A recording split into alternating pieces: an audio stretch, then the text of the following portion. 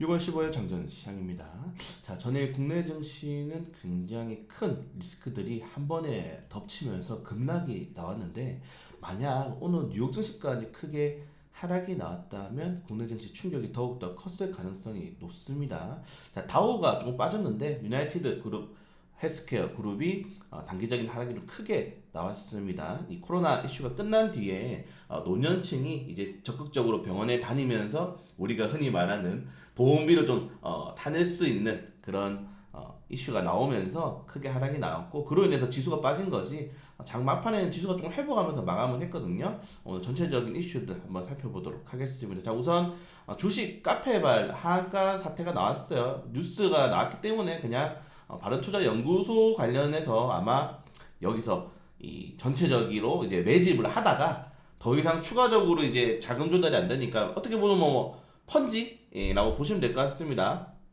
이렇게 매수를 계속해서 쌓아 나가는 거죠. 네, 주식이라는 거는 누가 살 사람이 있어야지 팔 수도 있는 거니까 계속적으로 추천하면서 그걸 쌓아 나가면서 주가를 부양했다가 더 이상 그 고가의 주식을 살 사람이 없게 돼버리니까 주가가 이렇게 급락이 나왔다라고 하고 있고, 실질적으로 5개의 종목의 주주 행동을 진행해 왔다라고 입장을 밝혔고, 뭐 관련된 내용의 정가도 있다고 하죠. 전부 다 뉴스에 나왔던 내용이기 때문에 일단은 단기적으로 부인을 했는데 조사가 들어간다고 하고, 5개 종목은 바로 거래 정지가 되었습니다. 지난 SG발 사태 같은 경우에는 거래 정지를 안 하니까 점화가 계속 나왔잖아요. 이런 것들은 이번에 잘한 선택이다, 잘 대처했다라고 보시면 될 것 같고, 자, 그리고 유진투자증권의 A24 코스 그 나스닥 7천 간다고 하신 분, 네, 지금 리딩방을 운영하는 게 지금 또 고발이 나왔습니다. 그래서 실질적으로 현직 임원이 증권사에 다니는 사람이 유사투자노체 같은 걸 운영하면 안 되거든요. 지금 거기에 지분을 가지고 있는 게 알려지면서 또다시 또 이런 것 사태가 확대되고 있다. 그러니까 주식시장에 대한 좀 신뢰도를 줄 수 있는 리스크들이 계속 발생을 하고 있는데, 제가 계속 말씀드립니다. 정말 법을 강력하게 하면은 안 하겠죠. 근데 이렇게 해가지고 몇십억을 편취한 다음에 그냥 2, 3년 살다 나오는 거예요. 그러니까 안 할 수가 있겠습니까? 돈이 되는 사업인데 바지 사장을 내세우기도 하고 이런 것들이 굉장히 많기 때문에 조심하셔야 된다라고 좀 말씀드리고 싶고, 어제 시장을 가장 크게 하락시킨 건 역시나 이 중국 배터리 기업의 미국 진출을, 사실 이거는 지난달에 어제 마감 시간에도 말씀드렸지만은 폭스그룹과 이제 조인트 벤처 회사를 설립해서 리튬 이산철 배터리를 공급을 하면서 중국의 라벨 갈아 끼우기가 벌써 행해지고 있다라는 뉴스가 나온 뒤 한 달 뒤에 이제 다시 한번 이런 뉴스가 나왔습니다. 이 미시간주에서 생산 기지를 승인했고 주 보존까지 이미 확보했다라는 기사가 떴는데, 아직 이건 확실하게 나오지 않았어요. 이게 뭐 미국의 하원의 통과가 나오지 않았다라는 뉴스도 나오고 있고, 그리고 이게 실질적으로 사실은 뭐 미국은 주마다 이제 법안이 있기 때문에 주에서 통과됐으면 이거 통과될 가능성도 높다라고 하기 때문에 2차전지 업종들의 추가적 하락이 나올 수 있다라는 또 전망이 나오고 있고, 굉장히 이거는 아직 설왕설래가 크기 때문에 조금 더 지켜봐야 되겠지만, 이런 뉴스가 나온다는 것 자체부터가 시장에 굉장히 큰 악재라고 보시면 될 것 같습니다. 그래서 쉽지 않다. 네, 2차전지 업종들도 이런 투자 심리가 꺾일 수 있는 뉴스들이 한 번에 나왔기 때문에 쉽지 않고, 실질적으로 라벨 갈아 끼우기라는 이슈가 있었기 때문에 전기차 시장 공장이 승인될 수 있다고도 봅니다.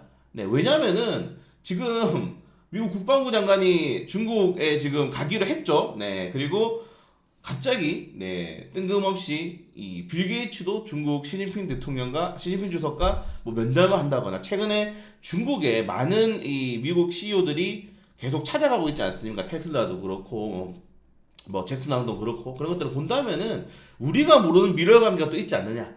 뭐 원래 아무도 믿을 수 없는 세상이잖아요. 특히 국제 관계에서는. 그렇기 때문에 좀 피곤하다. 뭐 일각에서는 또 공매도에 대한 세력이다라고 하고 있는데, 확인되지 않은 뉴스들이에요. 그건 전부 다. 최근에는 뭐 증시가 빠지면 다 공매도라고 하는데, 원래 우리나라는 공매도에 두드려 맞는 나라입니다. 네. 공매도 상환 기간을 계속적으로 지금 정부라든가 금감원에서 적용을 하지 않고 있잖아요. 이런 것들은 그쪽들만의 이미 어떤 이 기득권이 형성됐기 때문에 건들지 않는 거고, 어쩔 수 없이 우리는 그쪽에서 살아남아야 되는 건데 좀 피곤해진다. 자, 그리고 어제 시간으로 또 이제 후쿠시마 관련된 이슈가 하락이 나왔는데, 테마주 폭락 경우, 전 이거 후쿠시마 이거는 뭐 제 개인적인 의견이라고 말씀드리면은 제2의 광우병이다. 광우병 그 선동이라고 보시면 될 것 같습니다. 다만 그걸로 인해서 주가가 부양이 되었기 때문에 우리는 그런 것들을 잡아야죠. 네, 제가 주식하면서 정치에 깊게 관여하면 돈 못 번다고 말씀드렸습니다. 그래서 후쿠시마 관련 테마주들이 많이 올랐는데 단기적으로는 악재 뉴스가 또 나오게 되면은 후쿠시마 관련 테마를 샀던 사람들이 또 팔 수도 있기 때문에 오늘 우리도 한타, 네, 신성올진스 같은 경우는 좀 매도해야 되지. 사실 그거는 이제 흑해 곡물로 들어갔는데 요게 테마가 편입이 돼버리면서 조금 변동성이 커져버렸어요. 7월 달에 있을 흑해 곡물 협정 연장 관련 테마로 봤는데 아무튼 이런 건 뉴스 나왔기 때문에 테마적으로 좀 조정이 나올 수 있다는 점 확인하시면 될 것 같습니다. 이렇게 안 좋은 뉴스들이 시장에 많이 나는데 만약에 파월 연정장까지 매파적인 발언 여기서 쏟아냈으면은 시장이 굉장히 충격이 클 수 있었습니다. 왜냐면은 장 초반에 이렇게 하락이 나왔죠. 이 FOMC 진행하면서 하락이 크게 나왔는데 뭐 짧게 요약해드리면은 연준 인사들의 점도표, 네, 연준 인사들의 그 금리에 대한 생각을 점으로 찍는 건데 2023년도에는 5% 미만에 없습니다. 이 금리를 생각한 그 연준 인사들이 없어요. 투표권을 가진 인사들이 2024년도가 되어서야지 이제 5% 미만대 금리를 지지하는 사람들이 나오고 있고 2025년도가 되어야지 하락폭이 크게 나올 수 있다라고 이야기를 하고 있는데 파월 연준 의장이 만약에 여기서 매파적인 발언을 했으면 큰일 날 뻔했습니다. 이 점도표를 가지고. 다만 파월 연준 의장 같은 경우에는 아직 추가적으로 우리는 지표를 보고 결정을 해야 된다. 자, 그러니까 대부분의 전문가들이 6월 달에는 동결하고 7월 달, 9월 달에는 인상한다고 했는데 팔리 연준장이 아직 정해진 게 없다. 요 발언 하나. 아직 정해진 게 없다. 네. 이 발언 하나 때문에 시장이 반등이 나온 겁니다. 그러니까 그 7월, 9월까지 만약에 추가적으로 CPI라든가 PPI라든가 단위 인플레이션 지표가 긍정적으로 나오게 되면은 또 어떻게 될지 모른다는 거예요. 파월 연준장이 너무 외파적인 생각을 가지고 있진 않구나. 그리고 물가가 실질적으로 잡히고 있구나. 실제로 물가가 잡히고 있죠. 그런 것들을 본다면은 시장은 여전히 7월달, 9월달에 금리 동결한 상태에서 조금 더 지표를 확인하지 않을까라고 생각을 하고 있는 것 같습니다. 네, 그런 것들 보시면 될 것 같고, 다만 추가적으로 걱정은 이제 블랙아웃 기간이 끝나죠. 그러면은 여기 투표했던 연준 인사들이 이제 또 입을 털 겁니다. 막 입을 털겠죠. 거기에 되면 이제 우리 물가가 너무 높고 인플레이션을 위해서 연준 어떤 것도 할 수 있고, 단고 멘트 아닙니까? 연준 어떤 것도 할 수 있다. 인플레이션 아직 높다. 추가적으로 금리 인상 계획하고 있다. 이런 발언들 추가적으로 나올 수 있다는 점 좀 확인하시면 될 것 같습니다. 그래서 오늘 장전시장 짧게 보실 분들은 여기서 종료하셔도 됩니다. 네. 자, 그리고 이제 뭐 추가적으로 말씀드리면은 중국에 대해서 지금 중국이 계속적으로 경기 부양 정책을 펼칠 수 있다. 근데 이게 국내 시장에 좋은 건 아니에요. 그동안 중국에 대한 견적 성장률이 거의 반토막이 났잖아요. 연초만 하더라도 5%, 6%로 전망하던 골드만삭스 모건스탠리가 3%대까지 나왔어요. 특히 블랙모건 최근에 중국 견적 성장률 3%대가 적절하다. 네, 의외로 리오프닝 수혜가 없다라고 하면서 반토막을 내버렸는데, 중국이 이렇게 지속적으로 경기 부양하게 되면은 우리나라에 왔었던 중국발 투자 자금들이 다시 중국으로 돌아갈 수 있어요. 왜? 중국은 하락폭이 크게 나왔거든요, 증시가. 우리나라는 어제 올려드렸죠. 최근 이제 지수 추종에서 가장 높은 상승률을 기록했기 때문에 그런 것들을 본다면은 너무 중국의 경기 부양 정책으로 중국 증시가 살아나면은 자본이 뺏길 수 있다. 이 정도까지 보시면 될 것 같고, 왜냐면은 우리 내부적으로 경제 성장률이라든가 기업이 실적으로 주가를 올린 게 아니죠. 오로지 수급을 올린 거잖아요. 지수 추종 매매라고 제가 말씀드리잖아요. 지수를 컨트롤하기 위해서 그냥 매매를 들어왔다. 그렇기 때문에 그 자금들이 빠져버리면은 큰 충격을 받을 수 있다는 거 확인하시면 될 것 같고, 연동되는 내용이 우리나라의 단기적인 성장률은 좋지 않다. 이 정도까지만 보시면 될 것 같습니다. 왜냐면은 이게 하반기 주요 수출 산업 전망과 요인인데 쉽지 않아요. 네, 좋은 이슈와 나쁜 이슈가 있기 때문에 한 번씩 확인해 보시면 될 것 같아서, 짧게 보면은 근현적인 뉴스와 나쁜 이슈, 대부분의 나쁜 이슈는 우리나라뿐만 아니라 대부분의 국가들이 반도체와 2차전지 전기차 시장에 뛰어든다는 겁니다. 2차전지 자동차 반도체 시장에. 그러니까 경쟁이 치열해진다는 거예요. 예전 같은 경우에는 선진국들이 반도체라든가 이 배터리 소재 같은 업종들을 사실 취급 안 했습니다. 왜냐면은 그런 것들을 하기에는 원래 이제 제조업 국가가 하는 거고, 이제 약간 이 개발도상국에서 원래 하는 거였어요. 왜냐면은 반도체라든가 2차전지 소재 같은 경우는 오염수가 많이 나오잖아요. 화학 공장을 지어야 되잖아요. 그렇기 때문에 그런 것들을 무시하고 있다가 이제 그런 걸 추진하는 나라들, 미국, 중국, 한국이 많이 크니까 이제 유럽이라든가 미국도 여기에 적극적으로 뛰어들고 있다는 점, 이런 것들이 시장에서는 경쟁이 활발할 수 있기 때문에 그렇게는 좋지 않다. 이 정도까지 좀 체크를 해보시면 될 것 같습니다. 자, 이 정도 내용이 있고요. 그래서 어제 모건스탠리 시티는 어느 정도까지 밀려날 것이다, 단기적인 조정이 나올 것이다 라고 좀 예상을 하고 있습니다.